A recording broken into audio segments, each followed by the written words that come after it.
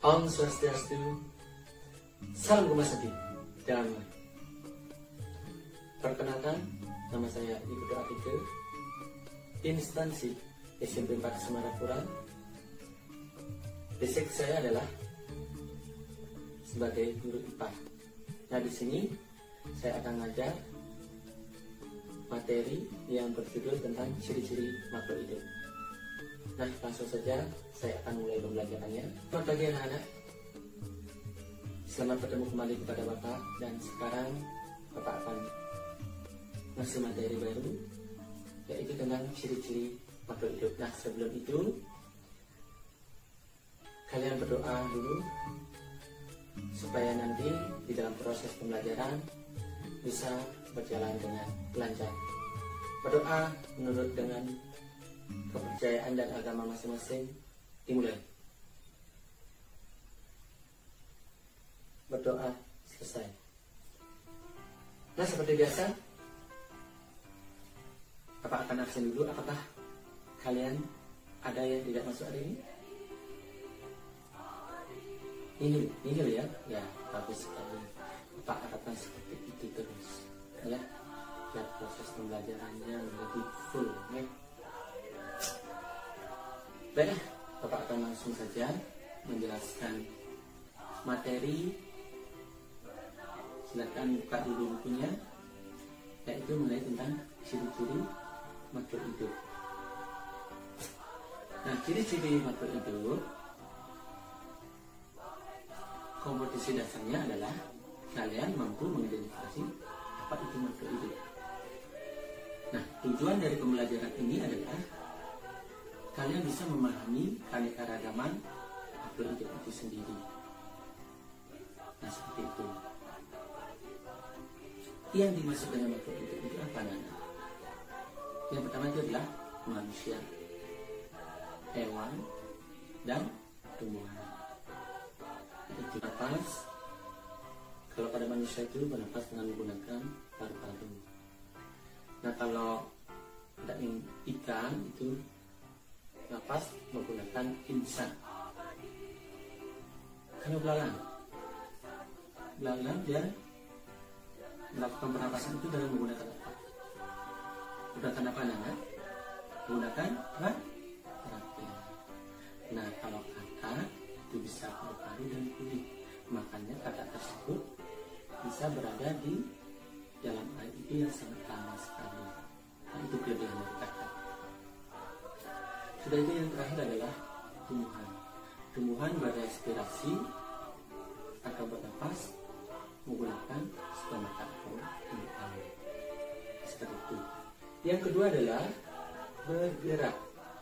Nah, bergerak di sini ada bergerak aktif dan bergerak pasif. Nah, kalau bergerak aktif ini contohnya Bapak sekarang Bapak berada di sini, kalau berjalan ke sana Bapak berada di sana, yang itu yang disebut dengan aktif. Nah, berpindah tempat. Nah, kalau bergerak pasif adalah tanaman putih madu yang mengkapsul atau yang digoyang-goyangkan oleh angin tanaman tersebut, sehingga tanaman tersebut bisa bergoyang. Itu yang disebut dengan gerak pasif yang dipengaruhi oleh angin. Setelah itu perlu makan dan minum. Nah, makhluk hidup itu perlu makan dan minum sehingga bisa menghasilkan hidupnya. Sudah itu tumbuh dan berkembang. Apa itu tumbuh? Apa itu berkembang? Nah, tumbuh itu seiring dengan berkembang. Nah, dari kecil menjadi tinggi itu tumbuh. Kalau berkembang seiring tumbuh dari bayi, anak-anak, gimana kelakuan kita, gimana fisik kita. Sudah itu besar, remaja, laki-laki punya jakun, tumbuh kumis, suara ngebas. Kalau perempuan itu adalah suaranya nyaring, dia menstruasi, tumbuhnya besar, buah dadanya besar. Nah, seperti itu bedanya, ya. Nah, sekarang berkembang biak. Apa itu berkembang biak, Nana? Berkembang biak adalah mempunyai regenerasi atau keturunan.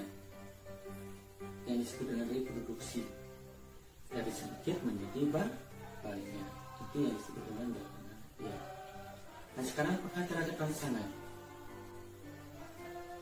Tanaman putih malu yang kita sebut daunnya akan muncul. Kalau pada manusia dan hewan tidak ada ketertarikan kepada lawan jenis dan lain sebagainya. Ya. Itu. Nah yang terakhir itu mengeluarkan zat sisa. Nah mengeluarkan zat sisa di sini misalnya seperti kita olahraga melakukan aktivitas, kita mengeluarkan zat sisa yang berupa keringat atau buang air kecil atau buang air besar, nah, seperti itu mengeluarkan zat sisa. Nah seperti itu ya. Nah dari sekian Bapak sampaikan. Sudah ya, sudah bagus sekali. Tepuk tangan. Ya, baiklah kalau kalian sudah paham. Sekarang Bapak kasih tugas. Coba catat tugasnya ya. Nomor 1, apa yang dimaksud dengan gerak kasut pada perempuan? Yang kedua, apa itu alat reproduksi pada makhluk hidup? Apa itu alat reproduksi pada makhluk hidup? Nah, seperti itu. Dan akhir kata hari ini Bapak tutup dengan mengaturkan para Santi. Om Santi Santi Santi Om. Salam Gema Santi.